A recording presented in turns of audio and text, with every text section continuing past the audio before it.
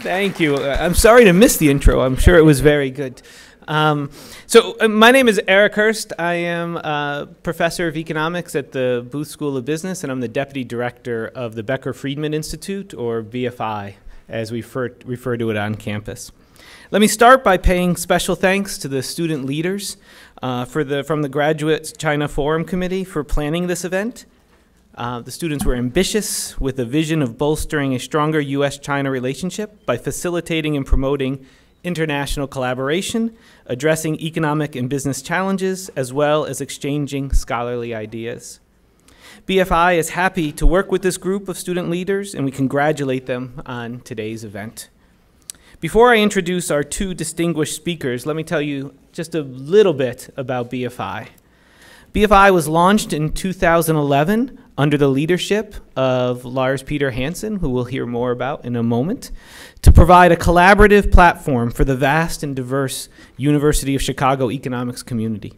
With over 250 PhD economics on campus and even more scholars engaged in research relating to the economy, having an institute that brings together these scholars around a common research topics allows us to coordinate and leverage our work in ways that could have real impact. At the University of Chicago, we support inquiry and impact, and BFI models this approach by promoting and supporting the highest caliber of economic research while also focusing on the translation and dissemination of that research to policymakers, business leaders, and other interested stakeholders. BFI is committed to working with the University of Chicago's economics students at the undergraduate and graduate levels through internships, research assistant programs, conferences like today, workshops, and targeted programming such as the Friedman Forum and the Becker Brown Bag. It is now my pleasure to introduce the main event for today's economic panel, two economists who know each other very well, Charles Evans and Lars Peter Hansen. Charlie and Lars will speak about financial stability, the global economy, and monetary policy. These are enormously important topics, and we should all look forward to their interesting conversation. Charles Evans is the current president and chief executive officer of the Federal Reserve Bank of Chicago. As president and CEO, he serves on the Federal Open Market Committee, the Federal Reserve's monetary policy-making body. Before becoming president in September of 2007, Charlie served as the director of research and senior vice president of the Chicago Federal Reserve, supervising the bank's research on monetary policy, banking, financial markets, and regional economic conditions. His personal research has focused on measuring the effects of monetary policy on the U.S. economy. His research with Marty Eichenbaum and Larry Cristiano has been some of the most influential work in monetary policy during the last few decades. Lars Hansen is the current David Rockefeller Distinguished Service Professor of Economics and Statistics at the University of Chicago. In addition to having appointments both in the college and at Booth, Lars is also the director of BFI's Macro Financial Research Initiative. Lars is a leading expert in economic dynamics and works at the forefront of economic thinking and modeling, drawing approaches from macroeconomics, finance, and statistics. Lars has made fundamental advances in our understanding of how economic agents cope with changing and risky environments. And in doing so, Lars has contributed to the development of statistical methods designed to explore the interconnections between macroeconomic indicators and assets and financial markets. These methods are widely used in empirical research in financial and monetary economics today, and for his groundbreaking contributions to the profession, Lars was awarded the 2013 Nobel Prize in Economics. Without any further delay, please join me in welcome Charlie and Lars to the stage. So thank you very much for those kind comments, Eric. So Charlie and I have known each other for quite some time, as was pointed out. I think I still remember many years ago when Charlie was director of the research department, and I was a consultant at the Chicago Fed, having many interesting conversations at that point in time about research questions and policy challenges and the like. I think neither one of us thought we'd ever be in front of forums like this, a decade or so later. But it's I think it's been a very fun and interesting journey for both of us. I'd like to take this opportunity to really probe some of Charlie's insights. There's a lot of important questions which we're facing today related to macro and monetary policy and the like, and I think this is a very good opportunity to get the perspective of somebody who's not only has had a very strong academic orientation, but also very much keyed into the important public policy questions and engaged in the design of policy. So I think Charlie comes at us with a very, very unique perspective. I thought we'd start off by having Charlie talk a little bit about what he does. You know, he's a member of the FOMC, the Federal Reserve Open Markets Committee. He's the head of the Chicago Fed. Tell us both about what he does and how he influences policymaking and his capacities. So. Okay, thanks, Lars. That's a terrific topic, and it's really an honor to be here. Somewhat related to your question, I remember many years ago being invited, having the great benefit of attending Milton Friedman's 90th birthday celebration right here in this auditorium. The kinds of things I always remember from that is at the age of 90, Milton Friedman sat about where we were throughout the entire event, asked penetrating questions all day long and at lunch. And somewhat related to your question, Governor Ben Bernanke at that time came and talked about the role of the Federal Reserve in the Great Depression. And from that podium right there, Ben looked at Friedman and said, I didn't know he was authorized to say this. He said, Milton, you were right. We caused the problems in the 30s, and we won't do it again. I thought that was really, interesting in hindsight, because Ben became chairman of the Federal Reserve during the great financial crisis, during the large downturn, and I think that Ben Bernanke brought to bear all of the knowledge that he had, everything that he'd learned from that period and his work on financial stability in order to design programs to ease the pain that came after the bankruptcy of Lehman Brothers. And instead of the unemployment rate going up to 25% like it did during the Great Depression, on the basis of shocks that by some accounts were every bit as large as that, the unemployment rate peaked at 10%, which is horrific, but not 25%.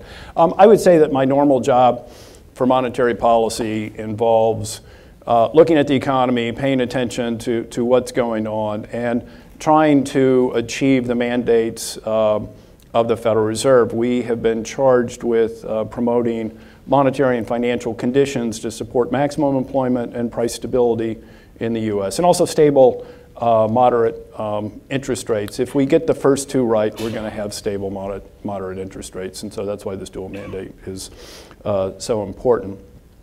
We've interpreted this as learning the lessons from the 70s when inflation got out of hand. We need to pursue sustainable rates of unemployment.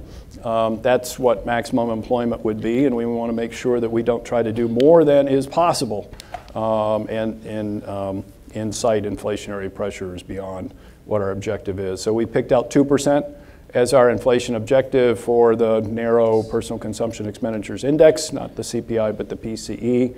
Chairman Bernanke was able to achieve that honing of our objectives very explicitly, and so we've been trying to do that. So in my job, I go to meetings 8 times a year in Washington, and in preparation for that, we have a lot of briefing documents. We have documents from Washington. I've got a large staff. I've got over 30 PhD economists in Chicago actively doing independent research that informs our monetary policy, informs the state of what is sustainable for the economy, potential growth, labor market issues. There have been so many during this time period, and we get together. They brief me on their insights. We look at the Washington documents, and I go to Washington, and we have a nice meeting.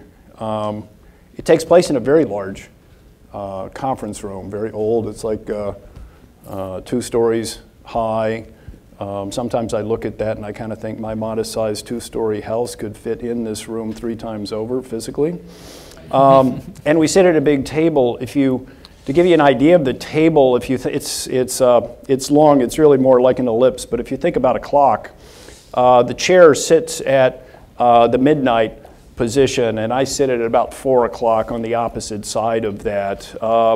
You've got presidents that, start on the high side of midnight, the New York Fed president at 11, and sweeping around. You've got staff members in between that at sort of the 5 to 7 position. And then from the midnight to 3 o'clock, that's where the governors are. Normally there's 7 governors in total, but we've only got 3 now, so there's a lot of empty space. We talk about the economy. We've got a good amount of information about what we think should be done, and then we have real debates as to whether or not the stance of monetary policy is restrictive, accommodative, what's called for, how are we supposed to meet our objectives. So one thing that's always impressed me, or maybe seemed a bit remarkable, is coming out of the meetings, there's this projection of lots of consensus. I have to believe that behind the scenes there's a fair bit of disagreement, that there's kind of some implicit agreement to agree coming out of it. I mean, every now and then we see defections and departures, but overall it seems to be remarkable consensus coming out of these meetings. So how does that work? I love that question. That is a great question, because you're absolutely right. If you look at the FOMC statement, so after we've had this meeting, after we've decided what we're going to do, after the voting members vote, the FOMC issues a statement of, here's the action that we took, here's the current setting of the economy, here's how we think it's likely to behave over the next couple of years, the forecast pattern, the issues for monetary policy. This statement has gotten longer. When our balance sheet got larger, we had to sort of explain how that was going to be evolving. When interest rates were at the zero lower bound, we had to sort of describe more, why are they going to be there so long and how much longer. So sometimes people say, not only as you do, gee, there seems like a lot of consensus. Geez, it seems like there's too much explaining too. Yes, maybe a shorter statement would be good. I don't Yeah. think it's really that long, but okay, that's fine. But you could come away thinking, well, they all agreed, and there's a lot of consensus. Is there too much consensus? Do different viewpoints get represented? Does the statement hide underlying arguments that are different than the decision that was taken? So I love this question because a few years ago, the FOMC decided to enhance the economic projections that we've been releasing. We used to do it 2 times a year. We've been doing it quarterly now. It's called the Summary of Economic Projections. And everybody who participates in the meeting, the 12 presidents and the now only 3 governors, but 7 governors at full strength, put in, you can think about it, your football pool. What's GDP growth going to be like over the next 3 years? What's the unemployment rate going to be? What's inflation going to be like? The total inflation rate in the core, where we exclude food and energy prices. And then the enhancement is, we said, what's the funds rate going to be at the end of every year in your forecast? And I think this was just crucially important, because you could look at, we don't release this. We just, after 5 years, everybody's projections are identified by name. But in the meantime, we don't identify that. But it's easy to see from our speeches, and now looking back on this. My good friend and colleague Charlie Plosser, who was the president of the Philadelphia Reserve Bank and the editor of the Journal of Monetary Economics and all of that illustrious career, he and I could easily have about the same forecast at various times. Oh, inflation's going to get up to 2% within a year or two. We're going to be at trend growth. Unemployment rate's going to be at its natural rate. Underlying that work could be radically different assumptions about monetary policy. Charlie could easily have thought, oh, we've got a lot of accommodation. We really need to take care of this. And so you tighten monetary policy, and that's how we achieve that. His speeches obviously reflect that, transcripts from the time that he's left also.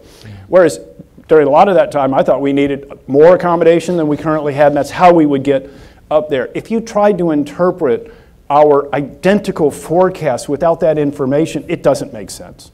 It doesn't hang together. So because we now release our assumed assumption for appropriate monetary policy, you could see that in what the funds rate projections are. And you could see it in, we call it the dots, because everybody is a dot, and it shows 3 years from now there can be a big dispersion in these dots, and so that's the place to look for, they have different viewpoints on this, and it might not be today. Today they've agreed that, okay, this is all right, but the trajectory is what's really important for financial markets, pricing of assets, how businesses will make decisions if they can kind of see what the differences of that would be, and what the risk management consequences could be if you thought that we needed to do a lot more and then something else happened.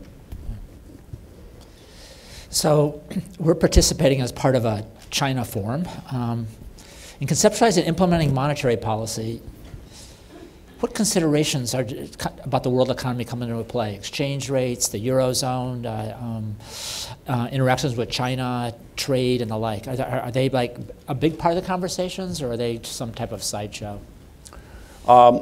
So that's an important that's an important question, and it comes up in different ways. As I just mentioned, it's important for everybody who has an assessment, a viewpoint on the economy, to have in their own mind, what do I think the appropriate stance of monetary policy is?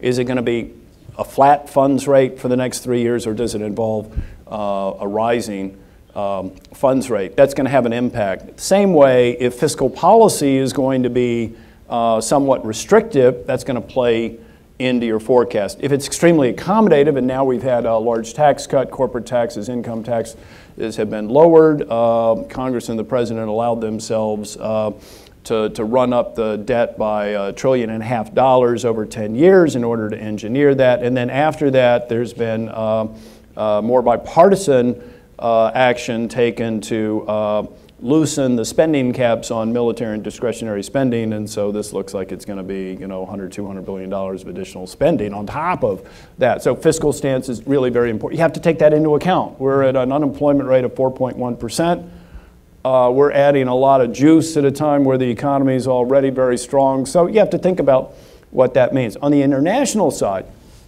also very important, and so I had the high honor of being invited to the IMF World Bank meetings back around the fall of 2013, I believe it was. And it was on a panel with the U.S. and emerging market central bankers at a time when we had gone through the taper tantrum in 2013 with our balance sheet growing, large and growing, because we'd undertaken open-ended quantitative easing, the third version of that in September of 2012, and then also having a forward guidance for the funds rate's going to be flat at 0 until the unemployment rate gets to at least 6.5%, or if inflation goes to 2.5%, we'd rethink it. So we had a lot of that. Chairman Ben Bernanke in May 22nd of 2013 answered a question during testimony. Geez, are you guys ever going to stop buying asset purchases, basically? And he said, Mr. Chairman, I've got a forecast. I've got an outlook for the economy, and we're currently buying $85 billion a month, but I can envision, sometime not too long from now, when the labor market has improved, that we will not need to buy as many and we will stop this. Well, all of a sudden, long-term interest rates, 10-year Treasury rates went up, 100 basis points, taper tantrum is what people called it. And all of a sudden, the emerging market economies were very nervous because this would attract more capital and funds to the U.S. away from their economies. So there I was, invited in that honorific position with the emerging market central bankers to talk about exactly this. How do you think about us when you're doing this? And the answer to this is we think about it. We look at it. We look at how the world economy is influencing the U.S. Just look at how the economy is expanded after the election of 2016. You had a lot going on, right? President Trump was elected. The expectation of less regulatory scrutiny, loosening of perhaps capital standards, tax cuts, we've gotten those. But also simultaneously, the world economy started to grow, and it had been growing earlier and really taking off. So from the very low growth rates, they've been increasing, and so that boost to the global demand has put greater pressure on commodities. So we pay attention to all of that, but, and here's the but. At the end of it, it is a U.S. monetary policy. It's about domestic I just mentioned that our mandate is maximum U.S. employment and price stability in the U.S. So we pay attention to everybody else.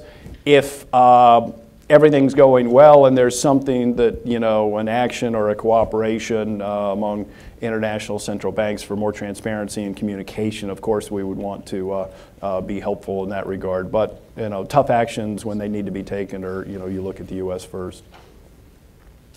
So a topic that fascinates me these days has to do with the consequences of uncertainty for economic activity, for policy making, design, and the like.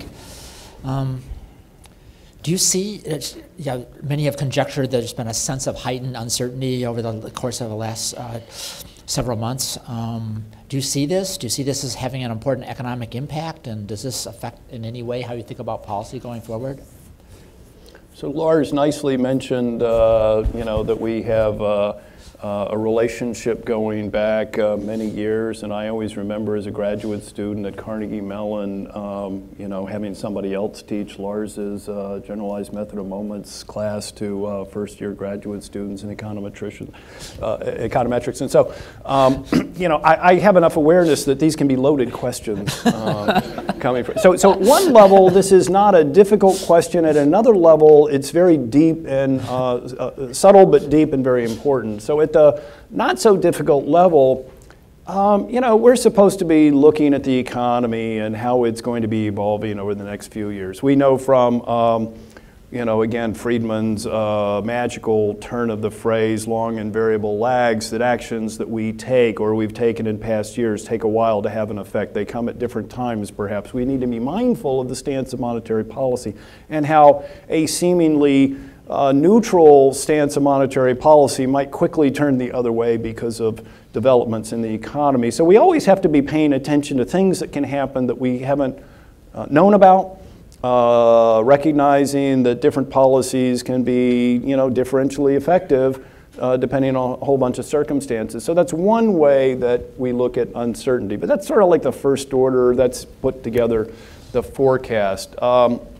There's a whole bunch of important factors in the U.S. that we've sort of defined, constructed, that nobody can observe, but they seem to be important markers for assessing whether or not policy is expansionary, or not. So I've already mentioned that our objective is maximum employment, but maximum employment should be sustainable employment, the unemployment rate that can be sustained without things going off the rails or leading to a lot of inactivity, and things like that. That moves around over time. And I think in the 70s, a lot of policymakers thought that a natural rate of unemployment, was like the 60s and 4%. So when they saw 6% unemployment, they thought that was really horrible and they needed more accommodation and didn't understand that the nature of markets had changed and 6% was probably what was sustainable. So they added too much accommodation, got a lot of inflation, something had to be done.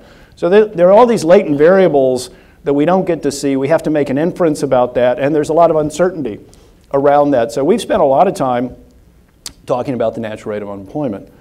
Back when unemployment was 10%, then in 2011 it was 9%. It was very stubborn to come down. In 2012, one reason why we undertook more accommodation is because unemployment rate was 8%, and we had a forecast that said it's only going to go down a few tenths given what we think. And a lot of people said, we can't do a lot better. Maybe 7% is a natural rate. We're down to 4%, 4.1.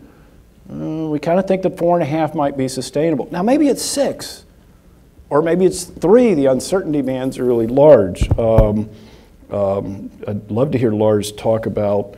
So we provide these, what's the right term? I can get myself into trouble. Error bands around our projections, and they incorporate some measures of uncertainty, like the data could evolve differently, they have over time. It captures some of that. Doesn't really capture parameter instability that much, but it does to some extent when it's model-based. But the nature of the economy can change too, so we might not understand that well enough.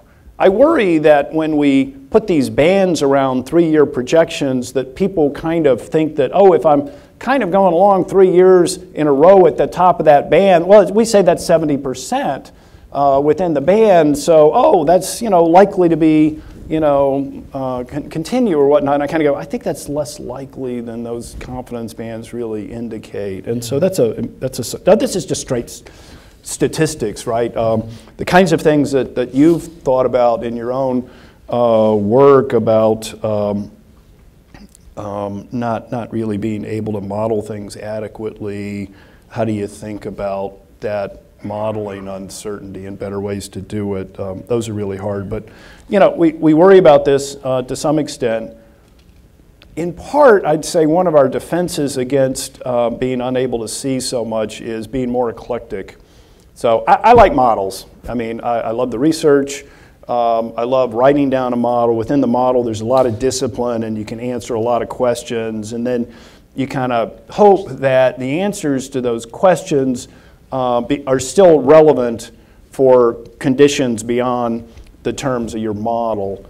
But there are limitations in the models because they have to be simple. And so so I like to look at different models, and they might be at variance with each other. They might be incoherent across the models, but somehow you want to take away the intuition from that. And I think you always want to keep your eyes on the prize. And so at some point, I'm going to say, I think we need outcome-based monetary policies. This model might say we need more restrictiveness, but we haven't gotten to 2% on inflation for 8 years in a sustainable fashion. Maybe we need to do more and understand what the risks are of missing if we went to 2.5% inflation, because what's the loss associated with that? And those are very important questions. So that's just some responses to this, and I think more research and understanding that better is really, really important. I should add at this point in time that relative to most policymaking realms and policymaking discussions, we're having a very advanced discussion of uncertainty here. Years ago, Lyndon Johnson was president, and I've been informed that when he was president, he had economic advisors, and economic advisors would ask him for projections and like this, and they would kind of indicate some uncertainty about the projections and hedge them a little bit, and then finally Johnson would look at them and say, ranges are for cows. Just give me a number, and that's the mentality of that's the mentality I think of many policymakers. It's very refreshing to hear people like Charlie talk about the fact that we're kind of beyond just kind of making up some number and going with it. And I think that's and I actually think it's tremendously important that we wrestle with these issues. So I'm very pleased to hear this. I'd like to now turn to financial stability. So financial stability, as we typically talk about the dual mandate, that doesn't really, shoot up as being kind of a key component to it. We see places like the Bank of England having a separate financial stability committee in addition to their monetary policy committee. We see discussions of macro-prudential policy that's somehow supposed to be looking at the macroeconomy and figuring out ways to set capital standards. My own concern is that our understanding of credit cycles versus business cycles and the interplay is still somewhat in early stages. But how do you see your role in monetary policy as impacting financial stability? And should we be also producing things like financial stability committees and trying to design more sophisticated macroprudential financial policies? Yeah, institutional design is an important aspect of this, and also different countries have different ways of doing this, and in part that's because the government is the one that decides, whether or not the monetary authority is the one that also does financial regulatory work, or whether or not they're separate, right? So the Bank of England has gone through those different phases. When they were granted independence in '97, they took supervisory regulatory authority out of the Bank of England and created the FSA, and Bank of England just focused on monetary policy. Now it turns out they decided that wasn't the best way to do it, so putting it back in the Bank of England so that the governor sits on both committees and you have some common expertise on both of the committees, that's the choice that they made. I think that makes a lot of sense. In the US, we have a regulatory structure which has only some elements of that because we have so many financial regulatory authorities. The Federal Reserve is involved in a particular type of bank supervision if the bank has a state charter, but if they've got a national charter, then it's the comptroller's office that supervises that. The Fed is involved in bank holding company supervision, and so that's one line of sight into the largest institutions that aren't state member banks, and most of them are not state member banks. And so, and then there's the there's just the expectation that, well, the Fed ought to make sure nothing really bad happens, you know, and it's like, well, we have authorities and then we don't have authorities. So if you go back to the 2008 period where Lehman Brothers failed, declared bankruptcy, and then we had to grapple with the fact that AIG was a large AAA rated insurance company, which also had a little tiny thrift charter that underpinned a hedge fund that not a lot of people knew about, but the largest banks knew about it because they had been writing insurance contracts, financial insurance contracts, with AIG, where AIG took an extended position that was helping the banks continue to fund subprime mortgages, all the structured finance, and in the event of a downturn, AIG would be on the hook. Well, we had the downturn and AIG was on the hook. So a question that I got was, how come the Fed didn't do something about AIG? Well, it wasn't our authority. And sort of the person who said this, you know, I understand why they said that, but I thought to myself, golly, if I showed up at this person's door tomorrow, knocked on the door and said, I've heard rumors there's a hedge fund somewhere in this building and I'm going to go through every floor until I find it, they wouldn't let us do that. Okay, there's an expectation that the Fed's going to do a lot here. I like to think about the 2005 period with housing. Housing was really the big risk during the great financial crisis. We went through a period where we had a very slow recovery after the 2001 recession. There was corporate malfeasance that led to Sarbanes-Oxley that held back a lot of business investment. And eventually housing really got the economy going. And in 2004, 2006, we started raising rates.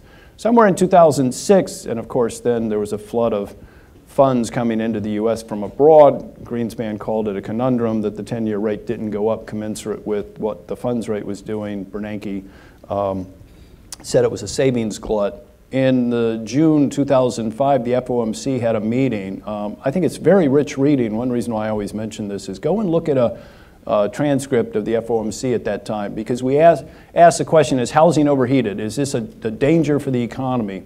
If you look at house price, the ratio of house price to rent, it's like a price earnings measure, and you kind of say, this is really high. It's really been going up in a lot of places, large metropolitan areas, sand states, vacation homes, and things like that. Is this going to end badly? And you look around the world, and there were other countries that had elements of this as well. And so is this a financial stability risk? What should the Fed do? We can address this with monetary policy when people are criticizing us as not having sufficiently restrictive monetary policy. If rates had been too low, it encouraged too much exuberance, and so that could have been one take. But you might sort of say, I don't know that this is over. Maybe we're in a new world where you know, this is sustainable. So then you start saying, okay, how do I deal with that uncertainty? Well, what if it comes down? What if prices fall by 20% nationally, which is a sort of unheard of event at that time? Turns out 20% wasn't large enough, but we didn't know that. Then we said, what about the banks? Do the banks have enough capital? So that's the first line of defense, financial stability. How would they be hurt? You know, it looked like the banks had enough capital at that time. It looked like some banks would be challenged perhaps, but that wasn't the biggest issue. And then after that, then the monetary policy could come during a downturn, drop the funds rate, and then it looked like maybe it would just be a small recession if something happened that way. And it might be that actually things are okay. All right, well, we didn't understand structured finance very well. We didn't understand that subprime mortgages were being badly underwritten, rolled into CDOs, CDO squares, tranched, and all kinds of things. And then firms like AIG were offering insurance where in the moment they weren't able to pay off. And they weren't contracts that were traded on centrally cleared platforms, CCP. So now we've sort of changed things in the aftermath where there's mandating more things be centrally cleared, like at exchanges. And so then things get marked to market everyday variation margin is posted. AIG was a AAA rated company, and so you sort of said they've got the wherewithal to make these payments. And as soon as they got marked down from AAA to AA, then they had to make payments, and then they found out they couldn't do that. So now we've had Dodd-Frank. The basic regulatory approach has been banks ought to have more and better capital. I think that's right. Better capital. There were poor forms of capital before. Now there's been we have stress tests, and so another way to reinforce the fact, do they have the right amount of capital at the right time, is to sort of ask, hey, what if something happens you're not thinking about? So again, uncertainty. If we find that they're not ready for a stressed event, then maybe we need to think about their planning and how they're dealing with capital. So we have supervisory stress tests every year. And we've got resolution planning. So the banks have had to, sort of look at their corporate structure, and you notice that they have hundreds of separate legal entities that were constructed for who knows what reason, and sometimes they don't necessarily know themselves. And so they've got a better inventory of what's going on. I think the pendulum may, now we're at a point where it's 10 years after Dodd-Frank, new regulatory environment, and everybody's sort of looking, okay, what do we need? Is that right? Can we make some adjustments, small or large? And that's what the Fed is looking at within our own authorities, and also Congress has looked at a bill in the Senate to sort of change that. Are the regulatory authorities in the right place? I think that's a good question. It ends up, we have a lot of them in the US, and so I'm not quite sure how everybody wants to make those adjustments. But the Fed is, committed to approaching monetary policy to get the economy in the right place and inflation as best we can. We want to be paying attention to financial stability, and we get quarterly reports and we think about these things.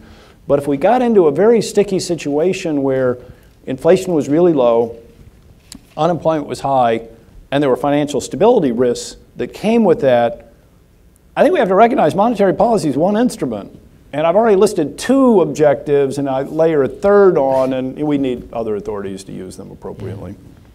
So let me follow up on that a little bit. There's your response, I think, leads to some other interesting questions. First, even for the issue of bank supervision, I would think that if I'm a supervisor of a big bank like Chase or Citi or like this, these things are so complex. It just seems to me like this, how to supervise such entities, so with that complexity already seems to be incredibly hard, putting to aside the macro components to it. The next is, when we have monetary policy, we sometimes talk about rules-based monetary policy. We think about the Taylor rule. I remember at one point in time reading about the Evans rule. I mean, we try to have some systematic characterization of them. Should we be thinking about the same in terms of capital adequacy for the overall banking system, under which we have that feedback on the macro conditions, and we have the knowledge base to support the those type of kind of systematic policy. Those systematic policy approaches. I understand the Fed may not even have the mandate to execute them at this point in time, but would those be useful things to be thinking about? And the third one that I find very intriguing is how to run a stress test. Obviously, it seems to be like a potentially very important tool. But when you're really concerned about the system-wide consequences of it, it's almost like, well, if this thing happens to this big bank, how's that big bank going to react to what goes on with this big bank, and how's the system interactions going to happen, so that there's kind of these feedback effects and network effects and general equilibrium effects that seem to be challenging to conceptualize as in terms of stress tests. So even though that it seems to be an interesting tool going forward, it seems like that might also be quite a challenge. We recently had an event a few months ago in which Dick Berner, the former head of the Office of Financial Research, he basically conceded something which I mean was stated openly, which I agree as well. This regulatory mandate called systemic risk had to do with the fact that, well, there are these externalities out there, system-wide externalities, and we have to somehow figure out how to cope with them. And academically, we're still trying to figure out exactly what those are, what those externalities are, which seems to me maybe makes it all the more challenging to figure out the right way to conceptualize regulatory frameworks here. So I understand that some of this stuff is, even if you could do, even if you wanted to do, you can't. But if you have any thoughts on those type of issues, just as a follow-up, it'd be great to hear of them. You're absolutely right that financial institutions are extremely complicated. Some of this could be the regulatory environment which encourages them to sort of arbitrage their activities in certain places where the capital requirements are lower or the regulatory scrutiny is lower. Maybe because we have so many different regulators, you get to choose a regulator that's a little better and lighter in that regard. So that's sort of the lay of the land. Just because it's so when it's complicated, then is the supervision more complicated? I mean, it's sort of hard necessarily to think about a simple supervisory approach if you're dealing with a lot of complexity. Now, that's not a great answer, but it's sort of that's where we are with that. Well, if you want sort of bolder, simpler approaches, which I think are always worth thinking about because they help us think more carefully about the current system. You might just sort of say, well, why don't we just have a lot more capital? Let's reduce the regulatory scrutiny for people who are willing to put an awful lot of capital in place. So Anad Admati has talked about this, I don't remember the number, let's say it's 30% capital. Remember, people are arguing over 15% capital requirements as being very large.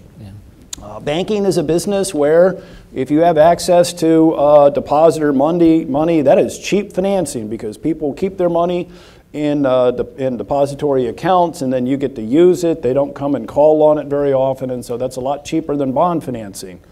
But is bond financing necessarily that expensive? I mean, maybe it's expensive because of all the risks that aren't taken into account in other cases. So if you've got 30% capital, maybe bond financing ends up being a lot cheaper. So is all of a sudden, I mean, I know we've got Miller Modigliani, and so, what's the right capital structure for this?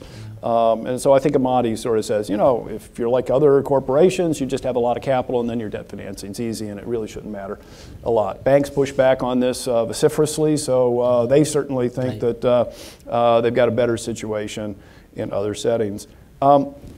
Yeah, I think that the more structure we put on this would be helpful. Formulas, think about, and so what are stress tests doing? Dodd-Frank does allow for the Fed to invoke a cyclical capital buffer so that banks would be called upon to build up capital during a good time, when times are easy, so that when times get more difficult, they could use the cyclical buffer, let that run down, so that then perhaps they would do their lending activity on the strength of a smaller amount of capital, but still an adequate amount of capital.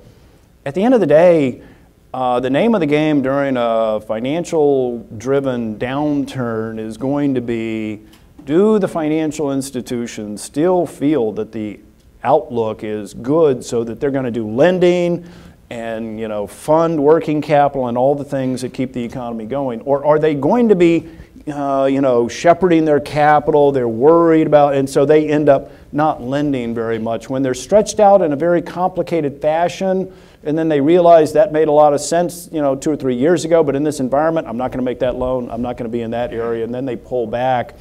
You always, the 90s were like this too, after the first Basel capital increases or whatnot. The banks are kind of go, I got to make sure I feel comfortable, and you're going to do everything you can, and you get smaller, and then the economy kind of suffers from that. So that's sort of the nature of the game, and the best way to ensure that they can continue lending in a robust fashion through the cycle is what everybody's after, and it still requires a lot of thinking about that. But it's the nature of the activity, I think, that means this is always going to be at risk for everybody. Just to give the audience some context, if you would want to have something that helps you to go to sleep at night, you should get a copy of the Dodd-Frank bill. It's got many hundreds of pages of discussion, and even coming out of the passing of the bill, it left lots of stuff to be worked out in subsequent over subsequent discussions. Was simultaneously this very big beast of a bill with some ambiguities left on top of it. I guess this is just the nature of how legislation, lawmaking works these days. But it's been kind of a challenge and interesting to watch it as it materializes. I have many more questions I would like to ask Charlie, but at this point in time, I think I'd like to open up to the audience for a couple of questions from them. Yep. Who's I don't know how we're doing this. Who's supposed to be calling on the answers? I got the mic, so I'm Okay. just going to go first. Yeah, I'm on hard. This is a question to Mr. Evans. There is still a lot of uncertainty surrounding the underlying economics of cryptocurrency and regarding the impact on the monetary system. So I believe you said previously that Bitcoin is not money-like, and the Bitcoin investors are, here I quote, swimming with all the sharks in the world because of all the anonymity. So how do you think the development and application of blockchain technology has challenged the current monetary system? And how do you see it possibly be applied as a monetary policy tool? So I get a lot of questions which basically boil down to Bitcoin, tell me about it. And Bitcoin is not really my area of expertise. There are a number of people looking at this, but it's very common to get somebody, my brother, older than me, gives me a call. Hey, what about Bitcoin? And the price of Bitcoin's going up, right? And so he's talking to his buddies. He's older than me, and what do you think? Well, Bill, I don't give investment advice. I can't do this. But then I run into my standard answer, which is blockchain technology is really something very innovative, and it's sort of tuned to allowing anonymity in financial transactions. And so money, cash is a pretty good vehicle for anonymity. You go to a street fair, you buy something, you pay cash. I don't know if the person I bought it from is going to declare taxes on their activities or not.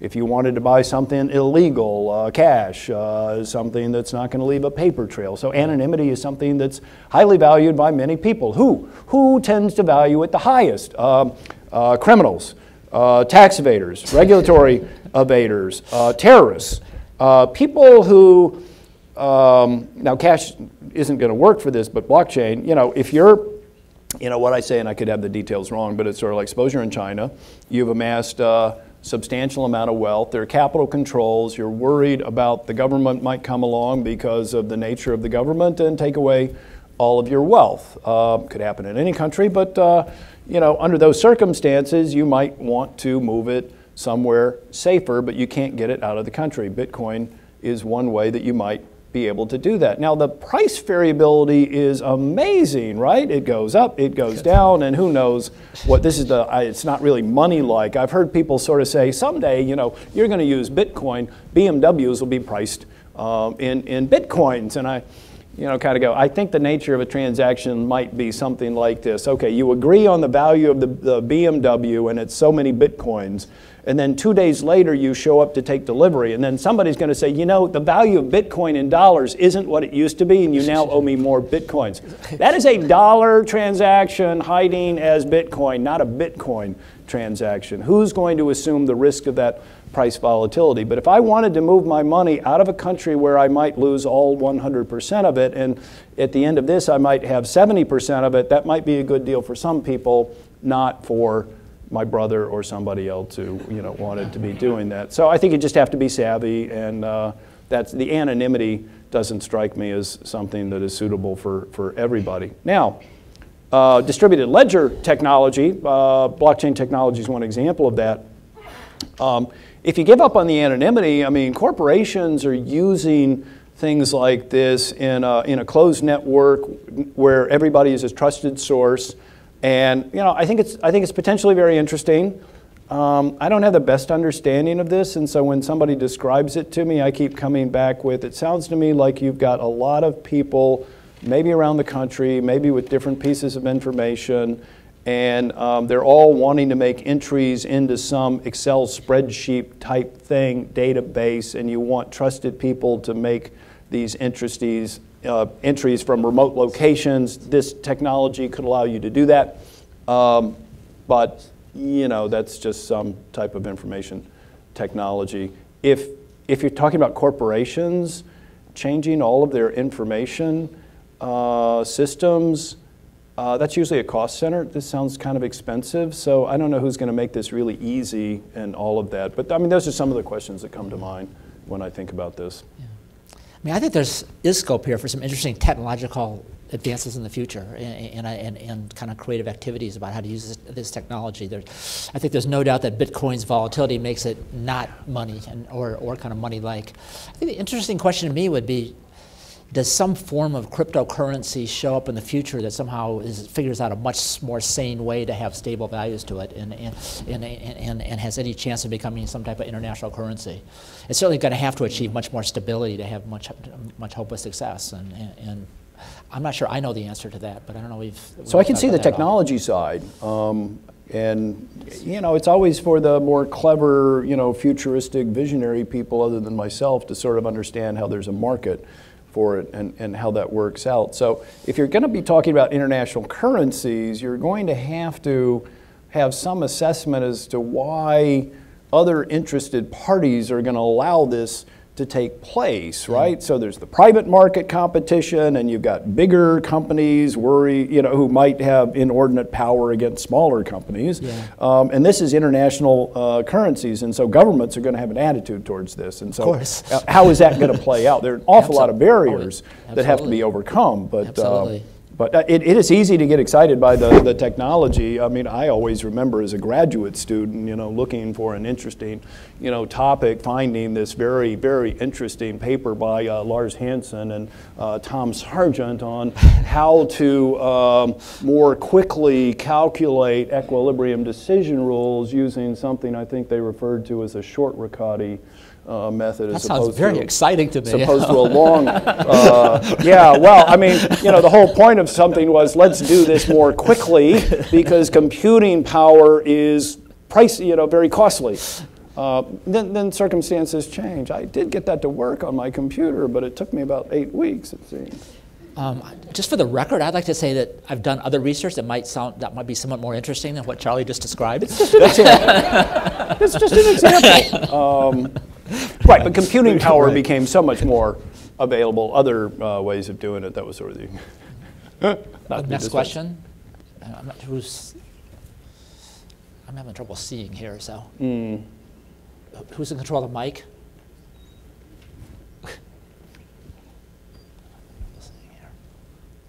This is for Professor Hansen. Could you share the story behind your Nobel winning theory, and also if you think this was your most important contribution, and also any of your newest academic pursuits? What was the last part of this? Your latest academic pursuits. I think to answer all those questions would take about 40 minutes, at least. So let me try to give a very, very abbreviated version of this.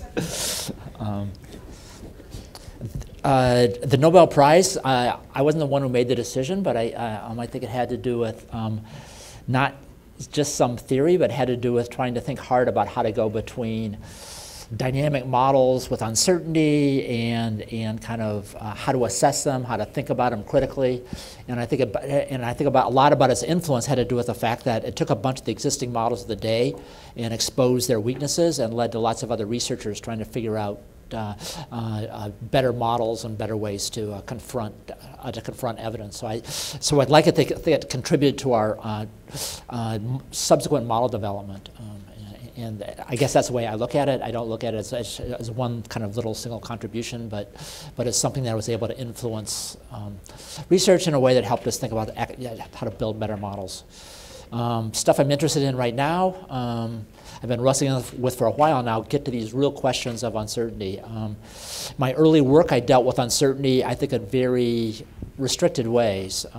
It's ways in which we often teach in our economics classes when we talk about risk aversion and stuff like this, where we presume for simplicity that everyone has all probabilities all figured out and they just don't know outcomes. It's like we play games of chance. We flip coins. We think we know the probabilities, but we're not sure it's a heads or a tails or the like. And whereas I think in a lot of situations that abstraction goes way too far, and there's a lot more complexity to uncertainty. We're really not sure what the right viewpoint is, what the right model is, what the right perspective is, and how do we confront that, which I think is, I personally find that a very fascinating topic. It plays off not only how we think about markets function, but how we might design sensible policy. So those are the type of questions that keep me awake at night these days. We should go on. I don't have a microphone, but since I'm sitting in the front seat, so I think I have a little bit privilege that you can hear. So many people believe in economic psychology cycle. So financial crisis that could be mitigated, could be postponed, but kind of not avoidable. So my question for Mr. Evans, what do you think? How far next crisis is from us? And last time. Good luck with this. What may trigger the next crisis this time? Bitcoins, blockchain, or whatever? What else? Okay. And what would you suggest our banking sectors prepare ourselves for next crisis? By the way, I'm from Bank China, Chicago. Thank you. Okay, thank you. I don't know if everybody in the back could hear that, but the question is basically, do you have difficulty accepting compliments on great monetary policy? I used that joke one time and it went over well. Right, so the question is, where's the next crisis likely to come from, and how might it be averted, and all the difficulties there. I think that's that's always an important thing to be thinking about. My example of the June 2005 FOMC discussion about housing, was housing going to be the next financial crisis? We didn't think about it quite like that, because we did financial crisis. If we did, it wasn't a great financial crisis. We were thinking about it, and we could not see through to all the structured finance that was in place, where leverage was more embedded in the markets, and then recognized that the state of underwriting had deteriorated in the non-regulated areas, where there were some state people who perhaps weren't doing locally the oversight that they should have. So in response to that, what the Fed does, it's not at the same level of the organized Financial Stability Committee that the Bank of England has, but the FOMC 4 times a year will receive a financial stability type of report, where they go through all of the markets in the U.S., looking at different products, looking at different agents, looking at banks and institutions with an idea towards asset valuations. Are they, extended? And then that's always a difficult question, right? I mean, that's, when is the value of an asset just about right, and when is it overextended? Are there bubbles? We could go on, not me, but others could go on about that. Look at different players and look at internationally how that takes place. I think that, so we're a lot better at regular discussions with more people, where we can see the lay of the land as we see it. The question is, what's taking place that we're not really aware of through the through the view that we have, like syndicated loans. You have some players, some large banks creating a large these big loans, and then they syndicate them out. Other people participate. And how are they rated? Do they start paying off right away, or are they making these loans to people who are having more difficulties? Those are some of the things you'd be looking at. But whether or not there's some activity that everyone's not mindful of is always something that makes you very nervous. And so we try to pay attention. But I don't believe that these cycles have any regularity to them. I do think that the financial regulatory structure is important. That it could perhaps curb, or it could have perhaps incent other types of arbitrage into other areas. So it's very difficult issue, as you can tell by my meandering around the topic.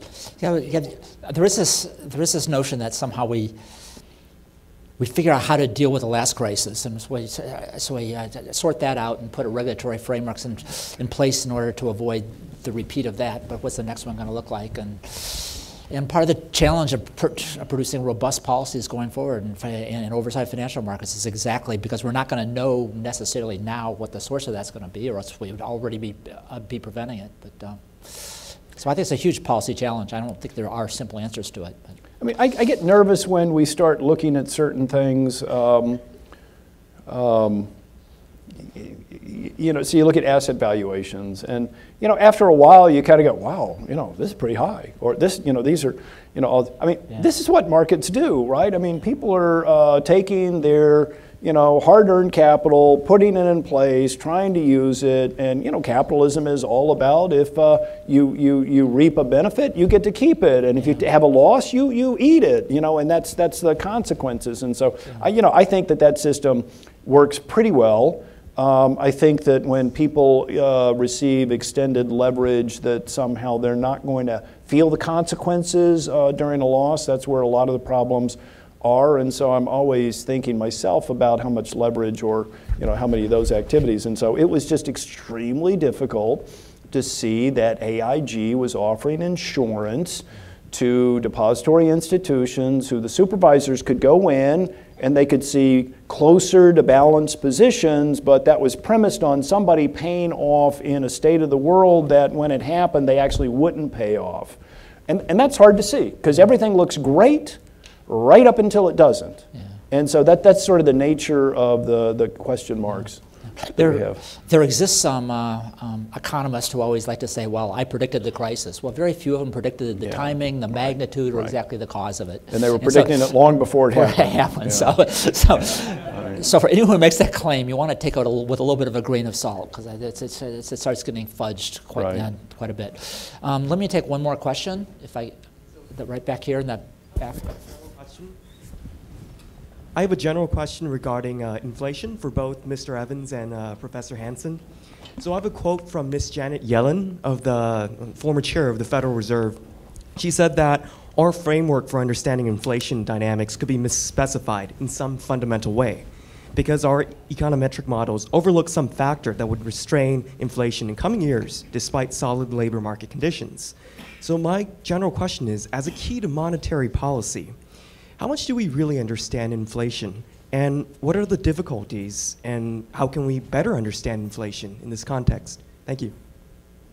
Oh, that was for both of us, Lars? Yes. Okay, excellent. I'll let you go first, but. All right. Well, I mean, inflation's obviously, you know, we're the monetary authority, you know, and so when I took monetary economics classes, you know, it's a central bank, it's a monetary authority that's responsible for the level of inflation that we're going to get. I mean, you know, maybe we could introduce some fancy fiscal theory of the price level, but I think that tells more about price levels than inflation. So inflation's really the monetary authority's responsibility. Well, I remember from some simple, more classically oriented classes that, you know, if you had a steady growth rate of money that led to, you know, a particular inflation rate, and then you increase the steady growth rate of money, then, well, you know, you're going to have the desired real balances are going to be lower, which means that price level is going to bump up, and for a time you're going to have higher inflation, and then you're finally going to get, you know, the rate of inflation associated with that money growth. So money ought to be associated with inflation. Well, we can't really find good evidence of that in the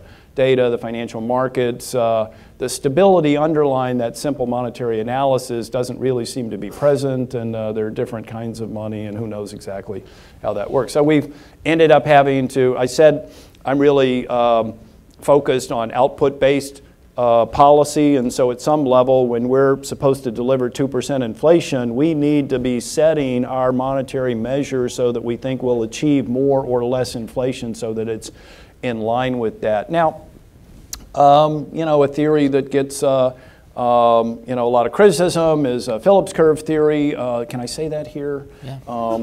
The criticism part for sure. You know, so the idea that you know, resource pressure is somehow related to inflation. So the 70s certainly seemed like a period where you there would be cost pressures, that's resource pressures, and then the monetary authority would really accommodate that so businesses could pass along those to higher prices. The Burns Fed did not push back enough, so costs kept going up, prices kept going up, and so the setting of monetary policy was not restrictive enough.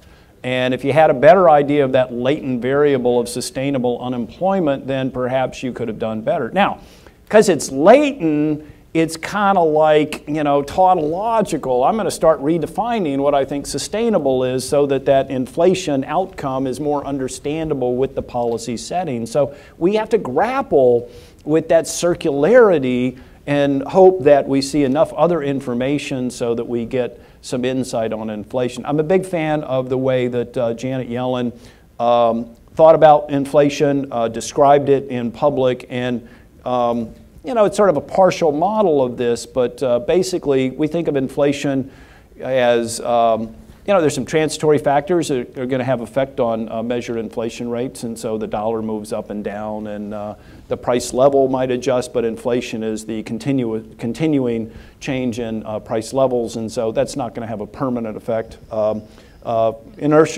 Inflation is inertia, so it takes a while to get there. There's resource pressures that I think come to play, but again, with this theory that resource pressures Phillips curve, it looks like the slope effect is a lot lower than it used to be. Maybe it was never a good theory, but maybe it's just that it's not as big a deal. And then the last one, inflation expectations.